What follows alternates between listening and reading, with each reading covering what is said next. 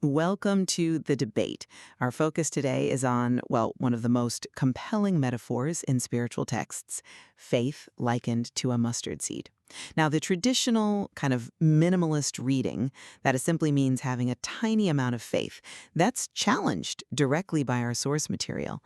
The speaker argues this interpretation really misses the profound power of the seed's inherent nature.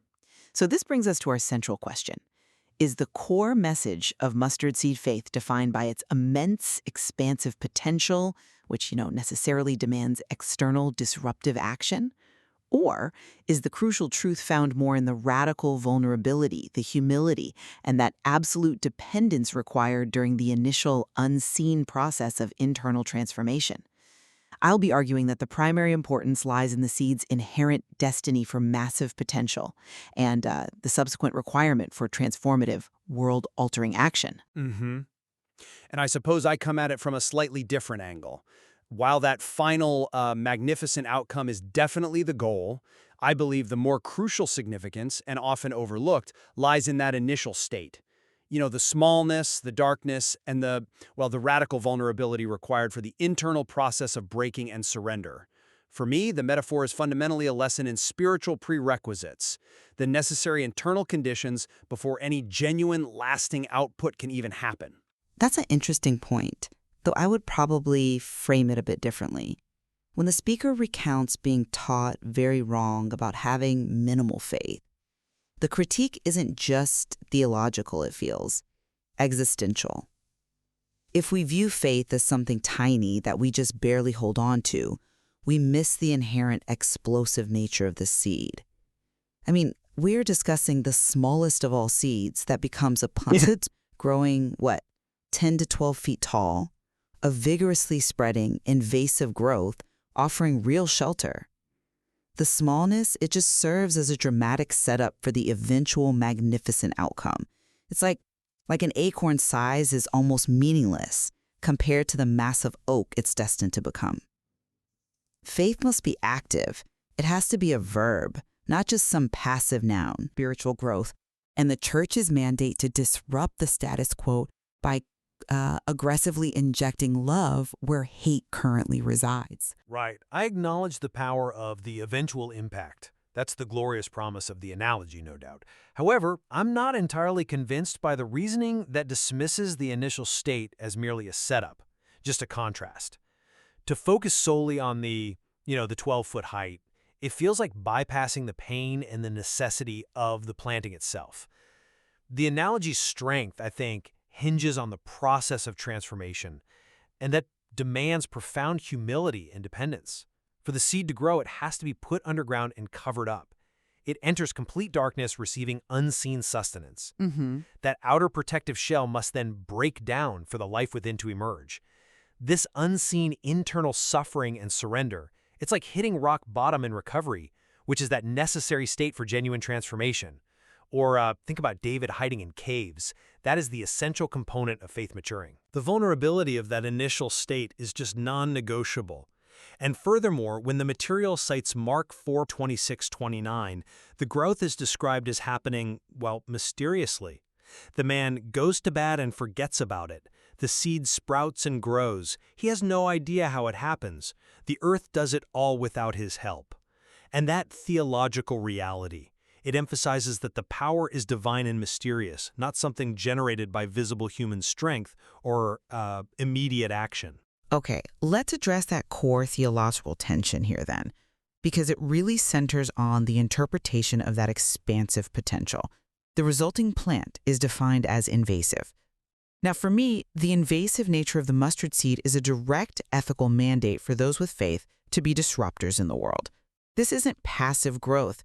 It's almost like forced infiltration. It means standing up against injustice, fighting the current trend in cultures and politics, and actively addressing these huge societal issues like homelessness and poverty. The speaker was pretty clear. If the church would return to being church, meaning taking this expansive mandate seriously, the world wouldn't look the way it does outside our doors. The invasion is a spiritual, moral, and ethical imposition of divine love onto, an ailing global structure. It's the inevitable overflow of radical internal health. I see why you emphasize that mandatory action.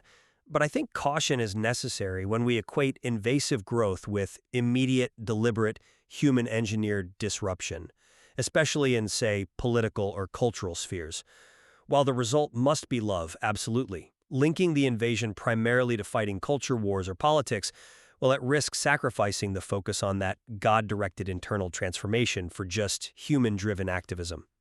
The speaker criticized denominational inertia, yes, but often this rocking the boat can be driven by ego, right, or self-righteous certainty, not really spirit-led growth. The material specifically suggests the growth is organic and unconscious. The farmer has no idea how it happens. So overemphasizing aggressive cultural intrusion, it risks mistaking the fruit of genuine faith, love, joy, peace, for the tool of human strategy like political power or cultural arguments. True. Effective disruption should be the spontaneous result of that mysterious internal growth, not some premature, aggressive attempt to fight the mob rule from the outside before the roots are even deep enough. But, okay, if we accept your interpretation that the power is divine and mysterious, like you cited in Mark, how does that square with the explicit command for immediate, aggressive societal invasion the speaker advocates for? If the result of your radical internal surrender is just silence and inaction in the face of suffering, haven't you just found a more refined, maybe spiritual excuse for the very comfortable isolation the speaker was criticizing? I'm not quite convinced by the line of reasoning that prioritizes just waiting for the mysterious.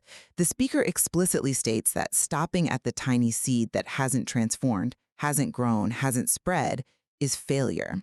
You frame the smallness as crucial vulnerability, but the speaker frames remaining small as being taught wrong.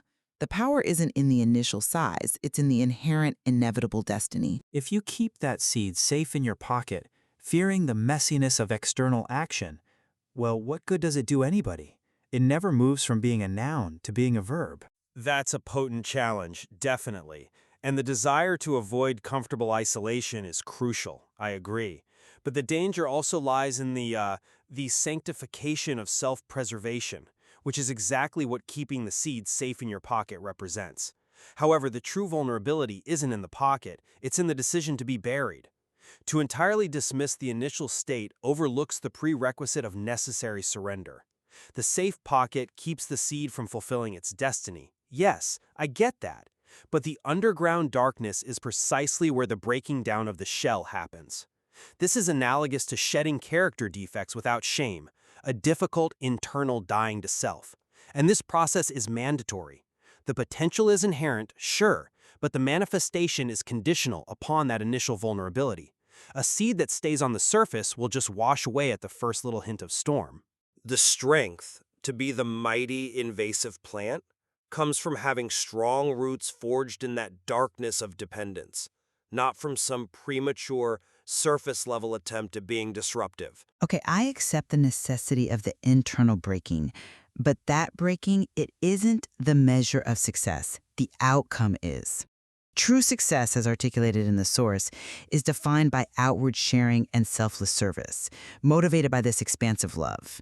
That is the fundamental difference, especially within the context of recovery, between simply achieving sobriety and truly finding recovery, which is where the life is, because it involves sharing that life outward, step 12. Success is measured by showing Jesus, not just telling people about him. The speaker drew a really stark comparison. Christians in wealthy nations focused on more stuff and driving past the needy, versus persecuted Christians abroad who are literally willing to die for their faith. Their faith is inherently invasive and action-oriented. If that expansive mandate isn't visible in tangibly addressing global suffering, homelessness, poverty, if faith is just sitting inside a building on Sunday, then the potential remains dormant. And the faith is, well, essentially selfish. And I agree completely that the ultimate expression of faith is love and service. Without love, all action is meaningless, as the texts say. But the material presents a sequence, and I think that timing matters. There's the planting, the breaking, the growing, and then the plant produces the fruit of the Spirit, love, joy, peace, patience, on its branches. So I would challenge the criteria for success you're applying.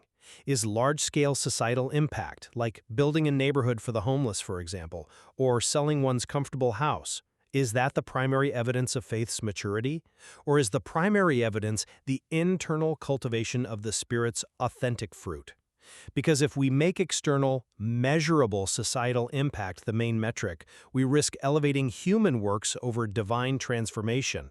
The focus has to be on the radical internal change that makes the external sharing authentic. Expansive action risks becoming just another form of self-serving work, the noun Christian behavior focused on possessions and obtaining, just redirected towards doing big charitable acts that might still rely on human capacity rather than total reliance on the life-giving work of God. But relying too heavily on the quiet internal process, well, it can lead to a kind of spiritual self-congratulation without accountability to the world's actual pain. The sheer greatness of the seed's potential must necessitate an external, visible change in the environment around it. The church has to embrace its invasiveness. Otherwise, we're guilty of spiritual failure by commission, really. If we hold back, fearing the risk or the difficulty of imposing love in messy, structural ways, we just remain a safe seed in the pocket. And that is a failure to fulfill the expansive mandate. We're called to be multipliers who change the world's ecosystem. And I will reiterate the profound importance of the initial surrender and that hidden difficult process of breaking and growth. True spiritual magnitude originates not in size or immediate human effort, but in total yielding to the life-giving work of God. The vulnerability of the small buried seed is the ultimate act of faith precisely because it is the total relinquishment of control. The outward invasive action, it's unsustainable if the roots haven't first broken and grown strong in the darkness of dependence. We just have to be cautious not to confuse human energy and activism with the mysterious, divine growth that alone provides the water and light necessary for any kind of spiritual permanence. Yeah, this metaphor clearly requires us to hold both, doesn't it? The painful necessity of internal surrender held in tension with the powerful mandate for external expansive love and service. We can't really have one without the other, but the source material does seem unequivocal about the necessity of the ultimate disruptive scale. Indeed. It forces us to confront the fact that true magnitude of faith is found only when that internal dying fully expresses itself as a life-giving force in the world. There's certainly much more in the material for us to explore about this balance between humility and action.